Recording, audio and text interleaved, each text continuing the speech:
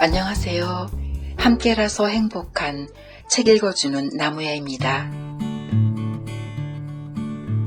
오늘은 박완선님의 나의 아름다운 이웃에 수록되어 있는 마른 꽃잎의 추억 중 첫 번째 이야기, 화랑에서의 포식을 들려드리겠습니다.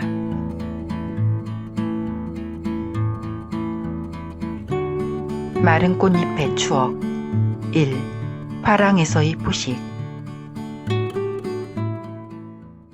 봄비를 통해 바라보는 고궁은 아름다웠다. 돌담의 지붕도, 담 너머 길가로 들이운 나뭇가지의 녹두빛 새싹들도 갓 그려놓은 수채화처럼 선명한 빛깔로 젖어 있었다. 나는 내가 처음으로 장만한 내 집이 강북인 걸 새삼스럽게 만족하게 생각했다.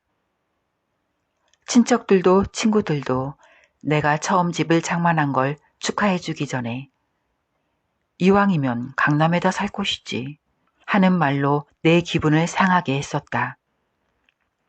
아무리 강남이 좋다고 너도 나도 어중이 떠중이 다 옮겨가도 고궁만은 못 옮겨갈걸.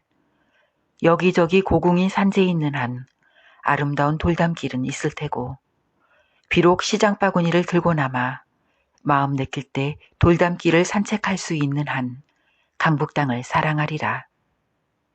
나는 이런 낭만적인 오기로 상한 기분을 달랬다. 실상 내가 나의 최초의 집을 강북에 장만한 건 집값이 싸다는 순전히 경제적인 이유였거늘. 고궁의 담이 끝나고 길 건너로 고대화랑이 보였다. 고대화랑은 이름과는 달리 초현대식 건물이었는데도 고궁과 함께 바라볼 때 이화감은커녕 고궁에 안긴 것처럼 다소곳해 보였다. 설계자가 누군지는 모르지만 고궁이 있는 구도를 해치지 않으려고 고심한 그의 겸손하고 고운 마음씨까지 느껴지는 아름다운 건물이었다. 화랑의 벽돌담도, 벽돌담에 들이운 현수막도, 주차장에 질비한 승용차도 봄비에 촉촉이 젖어 있었다. 나는 무심히 현수막의 남색 글씨를 읽으면서 걸음을 멈추었다. 김지수 초대전. 김지수라면? 나는 장미여대 시절 장미의 여왕으로 뽑힌 경력이 있을 만큼 용모가 뛰어난 재원이었다. 따르는 총각들도 많았었다. 졸업식 때 그 추운 날 1년 중 가장 비싼 카네이션을 20송이 30송이나 사서 리본으로 묶어가지고 어떻게 하면 나한테 그걸 바치고 같이 기념사진을 찍는 영광을 차지할 수 있을 것인가. 몸도 달고 애도 달아 우왕좌왕하던 총각들만 해도 5~6명은 넘었었다. 나는 그 총각들 중에서 지금의 남편을 선택해서 풍파 없이 살아왔다. 후회는 없다. 그러나 그때 달리 선택할 수 있었던 5갈래의 다른 삶에 대한 호기심까지 없는 건 아니다.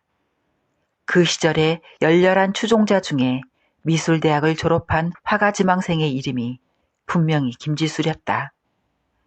나는 가슴이 뛰었다. 나는 어쩌면 낭만을 꿈꾸고 있는지도 몰랐다. 감미롭되 부도덕하지 않은 낭만을.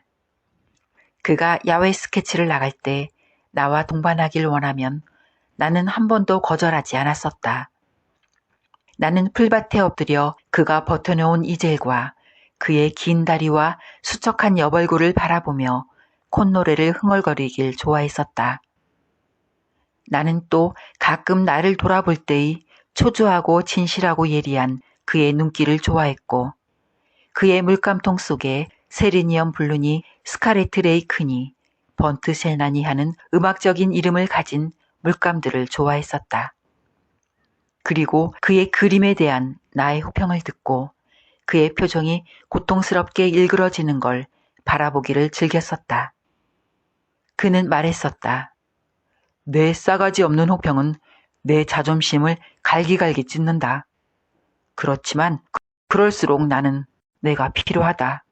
내 입장에서 찬사를 들을 때까지 나는 이 일을 멈추지 않을 테니까. 그 시절 그의 꿈은 고대화랑의 초대작가가 되는 거였다. 고대화랑에서 초대전을 갖는다는 건 곧 화가로서 대성을 의미했다. 드디어 그는 그의 꿈을 이룩한 것이다. 내가 집 한 채를 이룩하는 동안. 나는 감동인지 질투인지 모를 착잡한 감정으로 가슴이 벅찼다. 마음만 그렇게 먹었으면 나는 그의 아내가 될 수도 있었다. 그러나 나는 그러지 않았다. 가난한 화가를 남편감으로 생각해보기엔 나는 너무나 상식적인 보통 여자였으므로. 나는 고대 화랑의 문을 밀었다. 지금이야말로 그에게 찬사를 보낼 시간이었다. 화분과 꽃바구니로 향기로운 꽃길을 이룬 복도를 지나 화랑으로 들어섰다. 마침 초대일이었다. 홀 중앙 테이블엔 먹음직스러운 음식이 준비돼 있었다. 그림은 주로 20, 30호 정도의 아담한 그림이었고 그림마다 선남선녀들이 떼지어 모여서서 황홀한 눈길을 보내고 있었다. 그는 어디 있는 것일까? 김지수 그는. 그는 그의 그림보다 좀 더 많은 사람에게 둘러싸여 있었다. 그를 둘러싸고 담소를 즐기고 있는 사람은 주로 성장한 기부인들이었다. 나는 그를 보기 위해 만개한 꽃처럼 짙은 향기를 풍기고 있는 귀부인들 사이를 비집고 발돋움까지 해야 했다. 그는 능숙하게 손짓까지 해가며 뭐라고 말하고 있었고 옆에선 기자인 듯 싶은 남자가 그걸 받아쓰고 있었고 어디선지 번쩍 플래시가 터졌다.